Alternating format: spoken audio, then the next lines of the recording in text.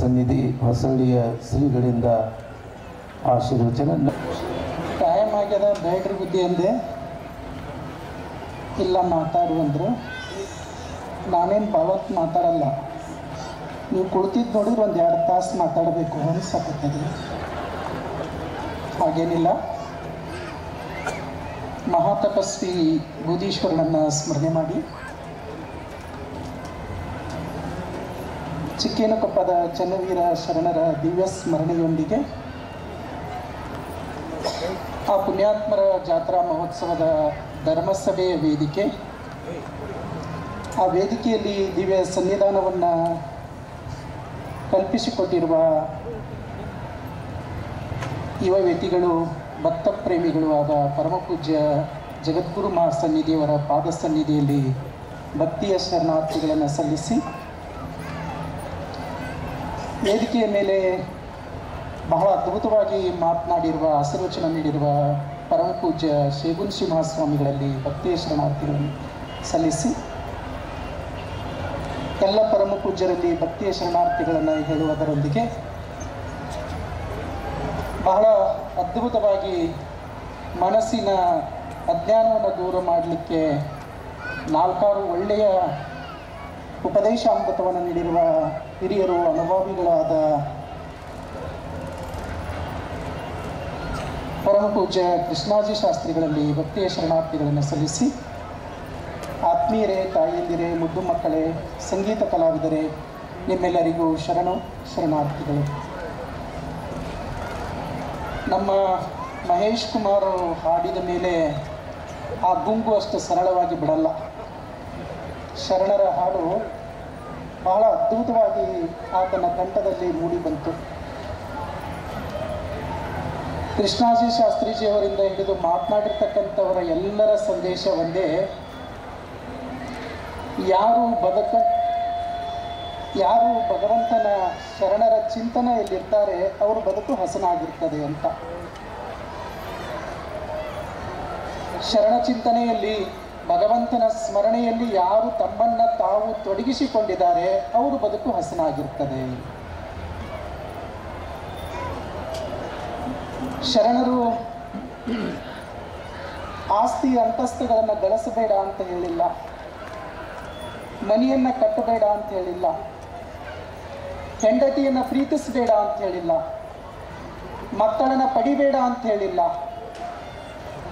ಆಸ್ತಿ ಅಂತಸ್ತುಗಳನ್ನು ಕಟ್ಟು, ಹೆಂಡತಿಯನ್ನು ಪ್ರೀತಿಸು, ಮಕ್ಕಳನ್ನು ಪಡೆ, ಬೆಳ್ಳಿ ಬಂಗಾರವನ್ನು ಕೂಡಿಡು. ಆದರೆ ಇದನ್ನೆಲ್ಲ ಮಾಡಲಿಕ್ಕೆ ಕೊಟ್ಟವನ ಮೇಲೊಬ್ಬ ಭಗವಂತ ಅದಾನ ಅಂತ ಸ್ಮರಣೆಯಲ್ಲಿ ಇಟ್ಟುಕೊಂಡಿ ಅಂದರೆ ನಿನ್ನ ಬದುಕು ಸ್ಮರಣೆ ಅದ್ಭುತ ಸಾರ್ಥಕವಾದ ಬದುಕು ಆಗ್ತದೆ ಅಂತಕ್ಕಂಥ ಮಾತನ್ನು ಶರಣರು ಹೇಳಿದ್ದಾರೆ. ನಮ್ದು ಹಾಗಲ್ಲ. ಬದುಕಿನಲ್ಲಿ ಒಂದಿಷ್ಟು ಸಂಪತ್ತು ಬಂತು ಅಂದರೆ ನಮಗೆ ಭಗವಂತನೇ ಮರೆತು ಹೋಗ್ತಾನೆ. ಬದುಕಿನಲ್ಲಿ ಒಂದಿಷ್ಟು ಎಡರು ತೊಡರುಗಳು ಬಂದಾಗ ಭಗವಂತ ನೆನಪಾಗ್ತಾನೆ. ಬದುಕು ಹೇಗೆ ಇರಲಿ, ಕೊಡುವಾತ ಸಂಘ ಕೊಂಬಾತ ಸಂಘ ಅನ್ನುವ ಭಾವದಿಂದ ಯಾವನು ಬದುಕ್ತಾನೆ ಅವನು ಬದುಕನ್ನು ಭಗವಂತ ಕಾಪಾಡ್ತಾನೆ ಅಂತ. ಆಗಲೇ ನಾವು ರಥೋತ್ಸವಕ್ಕೆ ಹೋಗ್ತಿದ್ದೀವಿ. ಒಬ್ಬ ತಂದೆ ತನ್ನ ಮಗಳನ್ನ ಹೆಗಲ ಮೇಲೆ ಕೂಡಿಸಿಕೊಂಡಿದ್ದ. ಮಗು ಬಹಳ ಕುಲುಕುಲು ನಗುತ್ತಿತ್ತು, ಆನಂದವಾಗಿತ್ತು, ಜಾತ್ರೆ ನೋಡ್ತಿತ್ತು. ಅಪ್ಪ ನನಗೆ ಬೆಂಡು ಬೆತ್ತಾಸಬೇಕು, ಅಪ್ಪ ನನಗೆ ಪೀಪಿ ಬೇಕು, ಅಪ್ಪ ನನಗೆ ಪುಗ್ಗ ಬೇಕು. ಅಪ್ಪನನ್ನ ಮಗು ಆಟಿಗೆ ಸಾಮಾನವನ್ನೆಲ್ಲ ಕೇಳ್ತಿತ್ತು.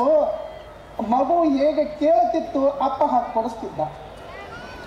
ಮಗು ಅದನ್ನು ಹಿಡ್ಕೊಂಡು ಆನಂದದಿಂದ ಸಂತೋಷದಿಂದ ನಕ್ಕೊಂತ ಕುಲುಕುಲು ನಕ್ಕೊಂತ ಹೆಗಲ ಮೇಲೆ ಕುಳಿತಿತ್ತು. ಅಪ್ಪನ ಹೆಗಲ ಮೇಲೆ ಕೂಡಿಸಿಕೊಂಡ ಅಪ್ಪ ಜಾತ್ರೆಯನ್ನು ತೋರಿಸ್ತಿದ್ದ. ಚನ್ನವೀರ ಶರಣರು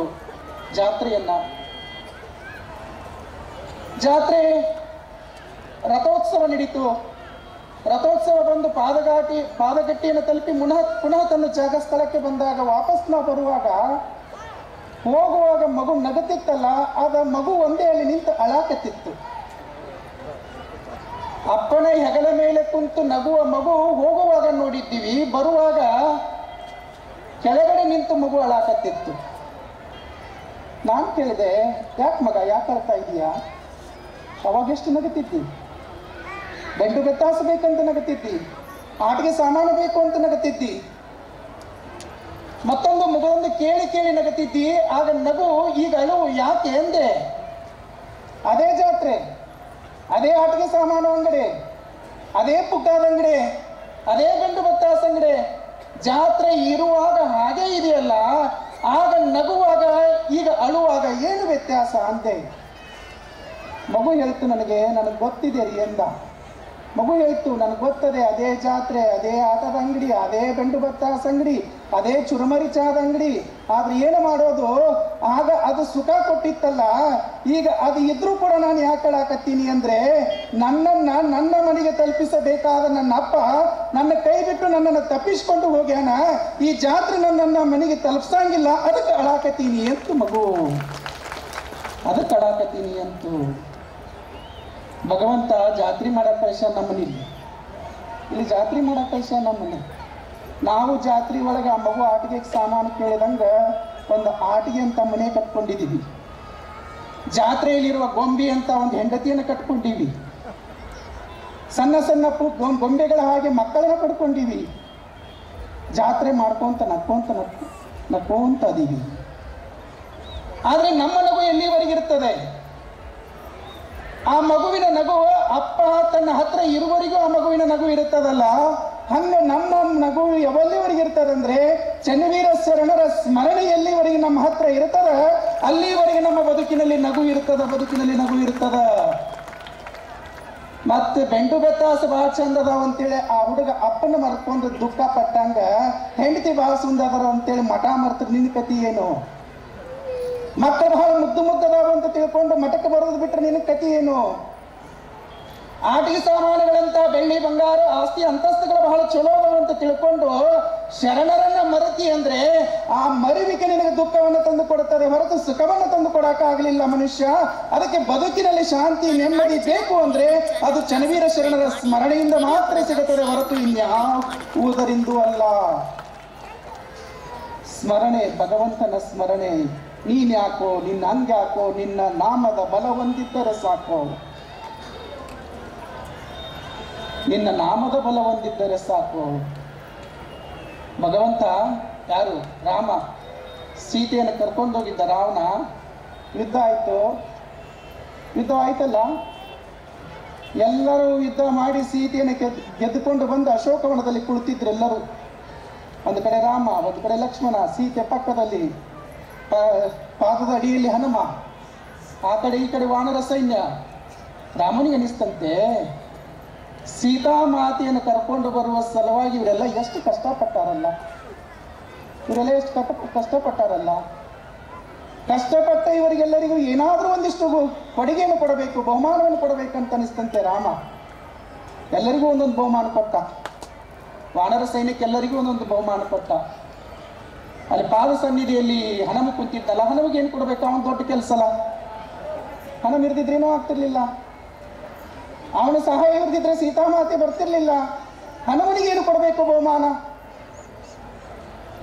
ಆಗ ತನ್ನ ಕೊರಳಲ್ಲಿ ಇರ್ತಕ್ಕಂಥ ಮುತ್ತಿನ ಮಾಲೆ, ಅದು ಬಹಳ ಬೆಲೆ ಬಾಳುವುದು, ಬಹಳ ಪವಿತ್ರ ಅಂತ ರಾಮ ತಿಳ್ಕೊಂಡಿದ್ದ. ಅದನ್ನು ಹನುಮ ಕೊಟ್ಟನಂತ. ರಾಮ ಬಹಳ ಪವಿತ್ರ ಅಂತ ತಿಳ್ಕೊಂಡಿದ್ನಲ್ಲ ಮುತ್ತಿನ ಮಾಲೆ, ಇದು ಬಹಳ ಬೆಲೆ ಬಾಳತಕ್ಕಂಥ ಮುತ್ತಿನ ಮಾಲೆ ಅಂತ ತಿಳ್ಕೊಂಡಿದ್ನಲ್ಲ, ಆದ್ರೆ ಹನುಮನಿಗೆ ಕೊಟ್ರಾತು ಅಂತ ಕೊರಳಗಿನ ಮಾಲೆ ತೆಗೆದು ಹನುಮಂತ ಕೊಟ್ಟ. ಹನುಮಂತನ ತಗೊಂಡ, ಇವನ ದೃಷ್ಟಿಯಲ್ಲಿ ಅದು ಪವಿತ್ರ, ಇವನ ದೃಷ್ಟಿಯಲ್ಲಿ ಅದು ಬೆಲೆ ಬಾಳೋದು. ಹನುಮ ಅದನ್ನು ತಗೊಂಡು ಮುತ್ತಿನ ಮಾಲಿನ ಹರಿದು ಮುತ್ತು ತಗೊಂಡು ಎರಡು ತುಂಡು ಮಾಡಿ ರಾಮನ ಮುಂದೆ ಹೋಗದ್ನಂತ. ಮುತ್ತನ್ನ ಎರಡು ತುಂಡು ಮಾಡಿ ರಾಮನ ಮುಂದೆ ಹೋಗದ್ನಂತ. ಯಾಕೋ ಅಂದ ರಾಮ, ಬಹಳ ಬೆಲೆ ಏನು ಕೊಟ್ಟಿನಿ. ಅವಾಗ ಹನುಮಂತ ಹೇಳಿದಂತೆ, ನಿನ್ನ ದೃಷ್ಟಿಯಲ್ಲಿ ಅದು ಬಹಳ ಬೆಲೆ ಬಾಳಬಹುದು, ಆದ್ರೆ ನನ್ನ ದೃಷ್ಟಿಯಲ್ಲಿ ಅದಕ್ಕೆ ಬೆಲೆ ಇಲ್ಲ. ನನ್ನ ದೃಷ್ಟಿಯಲ್ಲಿ ಏನಾದ್ರೂ ಬೆಲೆ ಇದ್ರೆ ಅದು ನಿನ್ನ ನಾಮದ ಬಲಕ್ಕೆ ಮಾತ್ರ ಬೆಲೆ ಇದೆ ಹೊರತು ಮತ್ಯಾವುದಕ್ಕೂ ಬೆಲೆ ಇಲ್ಲ. ಹಂಗೆ ಗಟ್ಟಿಯಾಗಿ ಹೇಳಬೇಕು ನೀವು. ಏನು ಹೆಂಡತಿರ್ಲಿ, ಮಕ್ಳಿರ್ಲಿ, ಆಸ್ತಿರ್ಲಿ, ಅಂತಸ್ತಿರ್ಲಿ, ದನ ಇರ್ಲಿ, ಕಣಕಿರ್ಲಿ, ಕಾಂಚನ ಇರ್ಲಿ, ಏನೇ ಇರ್ಲಿ, ಅವೆಲ್ಲ ಇದ್ದಿದ್ದಕ್ಕೆ ಬೆಲೆ ಬರಬೇಕಾಗಿತ್ತು ಅಂದ್ರೆ ಅದು ಚನ್ನವೀರ ಶರಣರ ನಾಮ ಸ್ಮರಣೆ ಜೊತೆಗಿದ್ರೆ ಅವಕ್ಕೆಲ್ಲ ಬೆಲೆ ಬರ್ತದೆ. ನಿನ್ನ ನಾಮದ ಬಲ ಹೊಂದಿದ್ದರೆ ಸಾಕು. ಅವರಿದ್ದಾಗ ಅವರು ಆಡುವ ಒಂದೇ ಒಂದು ಮಾತು ಸೇರಿರುವ ಜನರನ್ನೆಲ್ಲ ರೋಮಾಂಚನ ಮಾಡಿಸ್ತಿತ್ತು. ರೋಮಾಂಚನ. ನಾನು ನೋಡಿಲ್ಲ ಅವ್ರನ್ನ, ಕೇಳಿದ್ದೀನಿ ಅವ್ರ ಬಗ್ಗೆ. ಏನು ಒಂದು ಮಾತು? ಶಂಭೋ ಅನ್ನುವ ಒಂದು ಮಾತು. ಶಂಭೋ ಅನ್ನುವ ಒಂದು ಮಾತು ದೇಹದ ಮೇಲಿರ್ತಕ್ಕಂಥ ಕೂದಲುಗಳನ್ನೆಲ್ಲ ನಿಗಡಿಸಿ ನಿಲ್ಲುವಂತಹ ಶಕ್ತಿ ಅದಕ್ಕಿತ್ತು ಅಂದರೆ ಆ ಪುಣ್ಯಾತ್ಮನಿಗೆ ಎಷ್ಟು ಶಕ್ತಿ ಇತ್ತು ಅಂತಕ್ಕಂಥದ್ದನ್ನು ನಾವೆಲ್ಲ ಅರ್ಥ ಮಾಡಿಕೋಬೇಕು. ಅವರು ನಿಮ್ಮ ಹಾಗೆ ಹುಟ್ಟಿದ್ರು. ಅವರೇನು ಆಕಾಶದಿಂದ ಒಮ್ಮಲಿಗೆ ಮಹಾತ್ಮರಾಗಿ ಬಂದವರಲ್ಲ. ನಾನು ಆಗಲೇ ಇಲ್ಲಿ ತೇರೆಳೆಯುವ ಮುಂದೆ ಒಂದು ಮಾತು ಹೇಳಿದೆ. ನಮ್ಮ ಶರಣರು ಅಂತಲ್ಲ ಕೇಳಿರನ್ನ, ನಮ್ಮ ಶರಣರು ಅಂತಲ್ಲ ಕೇಳಿರನ್ನ, ಜಗದಲ್ಲಿ ಹುಟ್ಟಿ ಜಗವ ಇದ್ದಂತೆ ಇದ್ದು ಈ ಜಗವ ಗೆದ್ದು ಹೋದವರು. ನಿಮ್ಮ ಹಾಗೆ ಹುಟ್ಟಿ ಮಾಯಾ ಪ್ರಪಂಚದ ಬಲಿಗೆ ಸಿಲುಕದನೆ ಮಾಯಾ ಪ್ರಪಂಚವನ್ನು ಗೆದ್ದು ಜಗತ್ತನ್ನು ಗೆದ್ದು ಈ ಜಗತ್ತಿಗೆ ದೇವರಾಗಿರ್ತಕ್ಕಂಥವ್ರು. ಅವರು ಜಗತ್ತಿಗೆ ದೇವರಾಗಿರ್ತಕ್ಕಂಥ ಒಬ್ಬವ ದಡ್ಡದನಂತೆ, ಇನ್ನೊಬ್ಬವ ದಡ್ಡದನಂತೆ, ಒಬ್ಬ ಜಾಣದನಂತೆ, ಇನ್ನೊಬ್ಬವ ಜಾಣದನಂತೆ. 4 ಮಂದಿ. ನಾ ಹೇಳ್ಬಿಡ್ತೀನಿ, ನೀವು ಯಾವ ಗುಂಪಾಗಿದ್ರೆ ನೀವೇ ತಿಳ್ಕೊಂಡ್ಬಿಟ್ರಿ. ಹೇಳಿ ನಾನು ಕೆಟ್ಟಾಗೋದು ಬೇಡ. ಒಬ್ಬವೇನದನ ದಡ್ಡದನ, ಇನ್ನೊಬ್ಬ ದಡ್ಡದನ. ಒಂದೊಂದು ಮಾತಿಗೆ ಹೇಳ್ತೀನಿ ಇವ್ರ ಲಕ್ಷಣ ಹೆಂಗಿರ್ತಾವಂತ. ಯಾರಿಗೆ ದಡ್ಡ ಅಂತಾರ? ತಾನು, ತನ್ನ ಹೆಂಡತಿ, ತನ್ನ ಮಕ್ಕಳು, ತನ್ನ ಆಸ್ತಿ, ತನ್ನ ಸಂಪತ್ತು ಅದೇ ಸರ್ವಸ್ವ ಅಂತ ತಿಳ್ಕೊಂಡು ಯಾವ ಬದುಕ್ತಾನ ಅವನಿಗೆ ದಡ್ಡ ಅಂತಾರೆ. ಅವನ ಜಾತ್ರೆ ಬಂದಿಲ್ಲ ಅಂತಲ್ಲ, ಬಂದಾನ. ಶರಣರಿಗೆ ಕೈ ಮುಗಿದಿಲ್ಲ ಅಂತಲ್ಲ, ಕೈ ಮುಗದಾನ. ತೇರು ಎಳೆದಿಲ್ಲ ಅಂತ ಅಲ್ಲ, ಎಳೆದಾನ, ಉತ್ತತ್ತಿನೂ ಒಗದಾನ. ಆದ್ರೆ ಬಂದು ಕುಂತ 4 ಧರ್ಮದ ಮಾತು ಕೇಳಿದ್ರೆ ಬದುಕು ಹಸನ ಆಗ್ತಿತ್ತು. ಆದ್ರೆ ಇದು ಬೇಡ ಅವನಿಗೆ, ಮತ್ತೇನೋ ಬೇಕಂತ ಅಲ್ಲಿ ಕುಂತಾನಲ್ಲ, ಅವ್ನಿಗೆ ಏನಂತಾರ? ಮಾತಾಡ್ತಿರುವಲ್ಲೇ ದಡ್ಡ ಅಂತಾರ. ಅದೇ ಸರ್ವಸ್ವ ಜೀವನ. ಹೆಂಡತಿ, ಮಕ್ಕಳು, ಆಸ್ತಿ, ಕೂಡೋದು, ಕಳಿಸೋದು, ದುಡಿಯೋದು, ಎನ್ಸೋದು, ಮುಚ್ಚಿಡೋದು, ಕೀಲಿ ಹಾಕೋದು, ನಡ್ದಾಗ ಕಟ್ಟೋದು. ಆ ಕಿಲಿಕೆ ನಡ್ದಾಗ ಕಟ್ಕೊಂಡಿರಂಗಿಲ್ಲ. ಹೆಂಗೆ ಕಟ್ಟಿರ್ತಾರೆ ಗೊತ್ತೇನ್ರಿ ನಿಮ್ಗೆ? ಬೆಚ್ಚಾಕ್ ಬರಂಗಿಲ್ಲ. ಕಗ್ಗಂಟ ಅಕಸ್ಮಾತ್ ಸತ್ತ ಅಂದ್ರೆ ಕುಡುಗಲ್ ತೊಗೊಂಡು ಕೈಬೇಕು ಅದನ್ನ. ಹಂಗೆ ಕಟ್ಕೊಂಡಿರ್ತಾವ ಕೆಲವೊಂದು. ಈಗೇನು ಕರೀತಾರ? ದಡ್ಡ ಅಂತ ಕರೀತಾರೆ. ದಡ್ಡ. ಇನ್ನೊಬ್ಬ ದಡ್ಡದನಂತೆ. ಅವನ ಲಕ್ಷಣ ಏನು ಗೊತ್ತಾ ನಿಮಗೆ? ಉಣ್ಣೋದು, ಆರಾಮಿರೋದು ಮನೆಯಾಗ. ಅಕಸ್ಮಾತ್ ಏನ್ರಿ ಬರೀ ಉಣ್ಣೋದು ಕೂಡೋದು ಮಾಡ್ತೀರಿ, ಒಂದಿಟ್ಟು ದುಡಿಯಾಕೆ ಹೋಗ್ಬಾರ್ದೇನ್ರಿ ಅಂದ್ಲು ಅಂದ್ರೆ ಮಠಕ್ಕೆ ಬರೋದು. ಮನೆ ಬಿಡೋದು, ಮಠಕ್ಕೆ ಬರೋದು. ಶರಣರ ದಾಸೋಹ ಪ್ರಸಾದ ಮಾಡೋದು, ಕಟ್ಟಿ ಮೇಲೆ ಮಲಗೋದು. 1 ದಿನ ನೋಡಿದ್ರೆ ಶರಣರು, 2 ದಿನ ನೋಡಿದ್ರೆ, 3 ದಿನ ನೋಡಿದ್ರೆ, 4ನೇ ದಿನಕ್ಕೆ ತಮ್ಮ ಉಣ್ಣೋದು ಮಲಗೋದು ಮಾಡ್ತೀಯಲ್ಲ, ಒಂದಿಟ್ಟು ಅಂಗಳ ಕಸ ಹೊಡೆದಂತ. ಶರಣರು ಯಾವಾಗ ಅಂಗಳ ಕಸ ಹೊಡೆಗಂದ್ರು ಮಠ ಬಿಡೋದು, ಮನೆಗೆ ಹೋಗೋದು. ಇದು ಮುರಾಬಟ್ಟಿ ನೋಡ್ರಿ. ಆ ಕಡೆ ಇಲ್ಲ. ಅಲ್ಲಿ ದುಡಿ ಅಂದ್ರೆ ಮಠಕ್ಕೆ ಬಂತ, ಇಲ್ಲಿ ಕಸ ಹೊಡೆಗಂದ್ರೆ ಏನು ಉಳ್ಳಾಗಡ್ಡಿ ಹೆಚ್ಚಾಕತ್ತಿದ್ಲಂತ. ಹೆಂಡತಿ ಮುಂದೆ ಹೋಗಿ ಕುಂತೀವಿ, ಭೂಪ ನಿನಗೊಂದು ತಾಜ್ ಮಹಲ್ ಕಟ್ಲಿನ ಅಂತ. ಇದ್ರ ತಾಕತ್ತೇನು ಗೊತ್ತಿತ್ತು ಅದಕ್ಕೆ, ಸುಮ್ಮನೆ ಇತ್ತದ. ಇದಕ್ಕೆ ಸಮಾಧಾನ ಆಗಲಿಲ್ಲ. ತಾಜ್ ಮಹಲ್ ಬೇಡ, ಒಂದು ದೊಡ್ಡ ಗುಮ್ಮಟ, ಗೋಲ್ ಗುಮ್ಮಟ ಕಟ್ತೀನಿ ಅಂತ ಸಿಟ್ಟು ಬಂತಕ್ಕಿಗೆ ಹೆಂಡತಿಗೆ. ನೀನು ತಾಜ್ ಮಹಲ್ ಬೇಡ, ಗೋಲ್ ಗುಮ್ಮಟ ಬೇಡ, ಕರೆಂಟ್ ಬಿಲ್ ಬಂದದ ಕಟ್ಟಿ ಬಾ ಮುಲ್ಲ ಅಂತ. ಇವಕ್ಕೇನಂತಾರ ಈಗ? ದಡ್ಡರ. ಈಗ ತಿಳಿತದ ನೀವು ಯಾವ ಗುಂಪಣೆ ಆಗಿದ್ದೀರಿ ಅಂತ. ನಾ ಹೇಳೋದು ಬೇಡ. ಒಂದು ದಡ್ಡ ಆತ, ಇನ್ನೊಂದು ದಡ್ಡ. ಇನ್ನು ಜಾಣ ಯಾರು? ಅನ್ನೋದಕ್ಕೆ ಬಸವಣ್ಣ ಭಾಷೆಂದು ಹೇಳ್ತಾನ, ಗುರು ಕೊಟ್ಟ ಲಿಂಗವ ಪೂಜಿಸಿದ ಆತ ಜಾಣ, ಜಂಗಮದ ಸೇವೆ ಸಲ್ಲಿಸಿದ ಆತ ಜಾಣನೋ ಆತ ಜಾಣನು. ಹೆಸರಾಗಿ ಹೇಳ್ತಾರೆ ಅಣ್ಣನವರು. ಅಂದ್ರೆ ಗುರುಗಳು ಕೊಟ್ಟ ಲಿಂಗ ಪೂಜೆಯನ್ನ ಅಂದ್ರೆ ಬರೀ ಲಿಂಗ ಪೂಜೆ ಮಾಡೋದಷ್ಟೇ ಅಲ್ಲ, ಸಂಸಾರ ಮತ್ತು ಧರ್ಮ, ಪ್ರಪಂಚ ಮತ್ತು ಪಾರಮಾರ್ಥ, ಲೌಕಿಕ ಅಲೌಕಿಕ ಎರಡನ್ನ ಸಮನಾಗಿ ಯಾರು ತೆಗೆದುಕೊಂಡು ಹೋಗ್ತಾರ ಅವನಿಗೆ ಜಾಣ ಅಂತ ಕರೀತಾರೆ. ನಿಮ್ಗೆ ಹೇಳೋದು. ಆತ ಮಣ್ಯಾಗನೂ ಸಂಸಾರ ಮಾಡ್ತಾನ, ಇತ್ತ ಮಠಕ್ಕೂ ಬಂದು ಗುರುಗಳಿಗೆ ಭಕ್ತಿ ಅರ್ಪಣೆ ಮಾಡ್ತಾನ. ಆತಾಗಲ್ಲಿ ದುಡ್ದಿದ್ದನ ಮನಿ ಸಾಕ್ತಾನ, ದುಡ್ದಿದ್ರಲ್ಲಿ ಒಂದು ಭಾಗ ತಂದು ಶರಣರ ಮಠಕ್ಕೆ ದಾನ ಮಾಡ್ತಾನ. ಜೊತೆಗೆ ಶರಣರು ಒಂದು 4 ಉಪದೇಶದ ಮಾತು ಕೇಳ್ತಾನ. ಅಜ್ಜನ ಗದ್ದಿ ಮುಂದೆ ಕಣ್ಣು ಮುಚ್ಕೊಂಡು ಕುಂತು ಧ್ಯಾನ ಮಾಡಿ ಹೋಗ್ತಾನೆ. ಈ ಮನುಷ್ಯನಿಗೆ ಏನಂತಾರ? ಜಾಣ ಅಂತ. ಇವು ಎರಡು ಸಮನಾಗಿ ತಗೊಂಡು ಹೋಗ್ಬೇಕು. ಒಬ್ಬ ಸೈಕಲ್ ಅಂಗಡಿಗೆ ಹೋದಂತ ರೈತ, ಭಾಳ ಮುಗ್ಧ, ಏನೂ ಗೊತ್ತಿರಲಿಲ್ಲ ಅವನು, ಏನೇನೂ ಗೊತ್ತಿರಲಿಲ್ಲ, ಭಾಳ ಮುಗ್ಧ. ಹೊಲ್ದಾಗಿರ್ತಿದ್ದ, ದುಡಿತಿದ್ದ, ಒಂದು ಗುಡಿಸ್ಲ ಹಾಕೊಂಡು ಕುಂತಿದ್ದ, ಮನೆಯಿಂದ ಬುತ್ತಿ ಬರ್ತಿತ್ತು, ಊಟ ಮಾಡೋದು ದುಡಿಯೋದು, ಇದನ್ನು ಬಿಟ್ಟರೆ ಮತ್ತೊಂದು ಗೊತ್ತೇ ಇಲ್ಲ ಅವನು. ಶರಣರ ಜಾತ್ರೆಗೆ ಊರಿಗೆ ಬರ್ತಿದ್ದ, ಬರೇ ಹೊಲ್ದಾಗಿರೋ ಮನುಷ್ಯ. ಅಂಥವ್ ಸೈಕಲ್ ತರಬೇಕಂತ ಹುಬ್ಳಿಗೆ ಹೋದ, ಗದಗ ಹೋದ.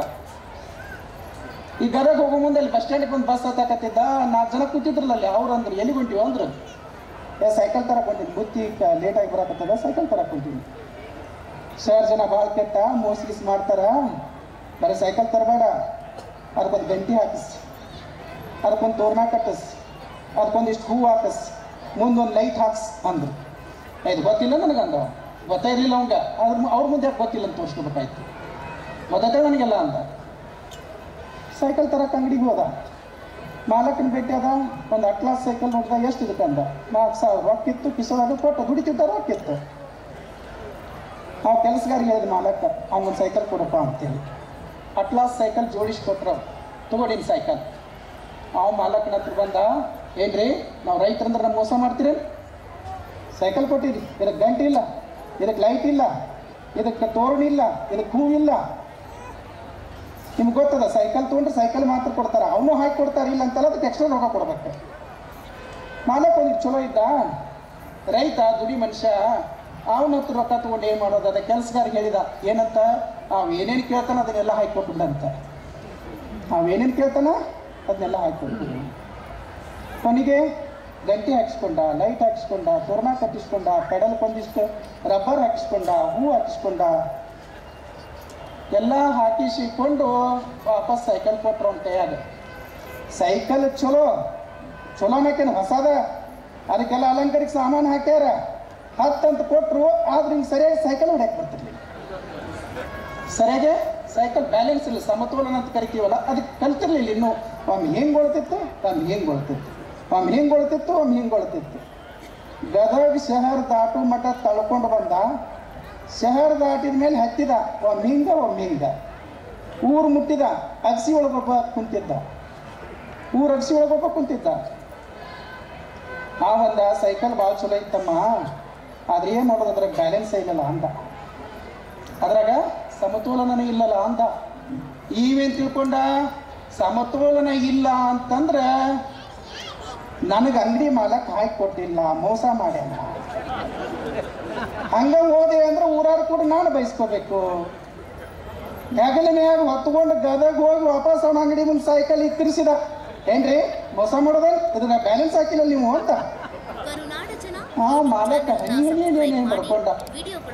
ತಮ್ಮ ಅದು ಹಾಕೋದಲ್ಲೋ ಕಲಿಯೋದು ಒಂದವ. ತಮ್ಮ ಅದು ಹಾಕೋದಲ್ಲ ಕಲಿಯೋದು ಒಂದ. ಆ ಸೈಕಲ್ಲಿನ ಭಗವಂತ ದೇಹ ಎಂಬ ಸೈಕಲ್ ಕೊಟ್ಟಾನ.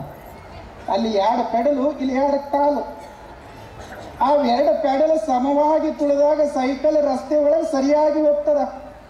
ಹಂಗೆ ಇವು 2 ಕಾಲಿಡೋದಲ್ಲ, ಒಂದು ಸಂಸಾರ, ಒಂದು ಧರ್ಮ, ಒಂದು ಪ್ರಪಂಚ, ಒಂದು ಪಾರಮಾರ್ಥ, ಒಂದು ಲೌಕಿಕ, ಇನ್ನೊಂದು ಅಲೌಕಿಕ, ಎರಡನ್ನ ಸಮನಾಗಿ ಅನುಸರಿಸಿ ಬದುಕಿರಿ ಮನುಷ್ಯ ಅಂದ್ರೆ ನಿನ್ನ ಬದುಕು ಸಮಾಜದೊಳಗೆ ಸರಿಯಾಗಿ ಹೋಗುತ್ತದ.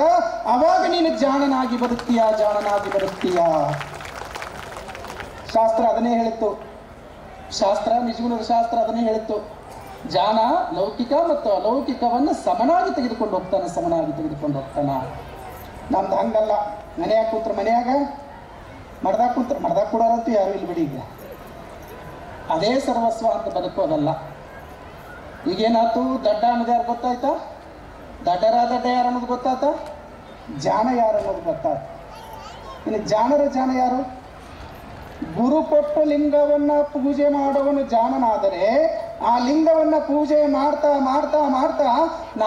ತಾನೇ ದೇವರಾಗಿರ್ತಕ್ಕಂಥ ಗವಿಸಿದ್ದೇಶ್ವರ, ಬುಧೀಶ್ವರ, ಶನಿವೀರ ಶರಣರು ಗುರು ಕೊಟ್ಟ ಲಿಂಗವನ್ನ ಪೂಜೆ ಮಾಡ್ತಾ ತಾವೇ ದೇವರಾದ್ರಲ್ಲ, ಅವರಿಗೆ ಜಾಣ ಅಂತ ಕರೀತಾರೆ. ಅವರಿಗೆ ಜಾಣರ ಅಂತ. ಅದಕ್ಕೆ ನಾವು ಜಾಣರಾಗದಿದ್ರು ಚಿಂತೆ ಇಲ್ಲ. ದಡ್ಡಂತೂ ಆಗ್ಬಾರ್ದಲ್ರಿ. ದಡ್ಡಂತೂ ಆಗಬಾರ್ದಲ್ಲ. ಮತ್ತು ದಡ್ಡ ಆಗಬಾರ್ದು ಅಂದ್ರೆ ಏನು ಮಾಡಬೇಕು?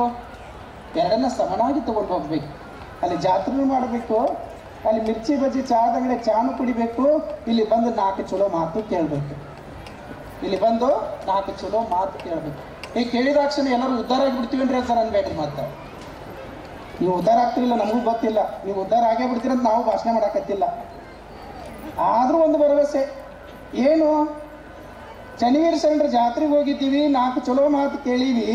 ಕೆಟ್ಟ ಕೆಲಸ ಮಾಡುವಾಗ ಆ 4 ಚಲೋ ಮಾತು ನೆನಪಾಗಿ ಕೆಟ್ಟ ಕೆಲಸ ಮಾಡೋದು ಬಿಟ್ಟು ಬಿಟ್ರಿ ಅಂತಂದ್ರೆ ಈ ಜಾತ್ರೆ ಮಾಡಿದ್ದ ಸಾರ್ಥಕ ನೋಡ್ರಿ. ಜಾತ್ರೆ ಮಾಡೋದು ಅಲ್ಲ, ಅದಕ್ಕೆ ಹೇಳೋದು ಜೀವನ ಅಂತಕ್ಕಂಥದ್ದು ಇದೆಯಲ್ಲ, ಭಗವಂತ ಬಹಳ ಅದ್ಭುತವಾಗಿ ಕೊಟ್ಟಾನ. ಇದನ್ನ ಹೆಂಗಾದ್ರೂ ಬಳಸ್ಕೋಬಹುದು. ನಾವು ಬಳಸುವುದರ ಮೇಲೆ ನಮ್ಮ ಬದುಕು ನಿರ್ಮಾಣ ಆಗ್ತದೆ.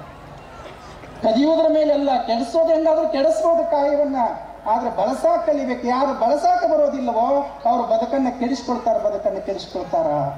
ಚನ್ನವೀರ ಶರಣರು ಅಂತ ಅದ್ಭುತವಾಗಿರ್ತಕ್ಕಂಥವ್ರು. ತಮ್ಮ ಬದುಕಿನುದ್ದಕ್ಕೂ ಕೂಡ ಭಕ್ತರನ್ನ ಪ್ರೀತಿಸೋದು, ಲಿಂಗ ಪೂಜಾನಿಷ್ಠರು, ಗುರುಪ್ರೇಮಿಗಳು. ಎಲ್ಲಕ್ಕಿಂತ ಹೆಚ್ಚಾಗಿ ಗುರುವಿನ ಬಗ್ಗೆ ಬಹಳ ಭಕ್ತಿ. ಗುರು ಅಂದ್ರೆ ಅವರಿಗೆ ಸರ್ವಸ್ವ. ಗವಿಸಿದ್ಧ ಅಂದ್ರೆ ಅವರ ಬದುಕಿನ ಉಸಿರು.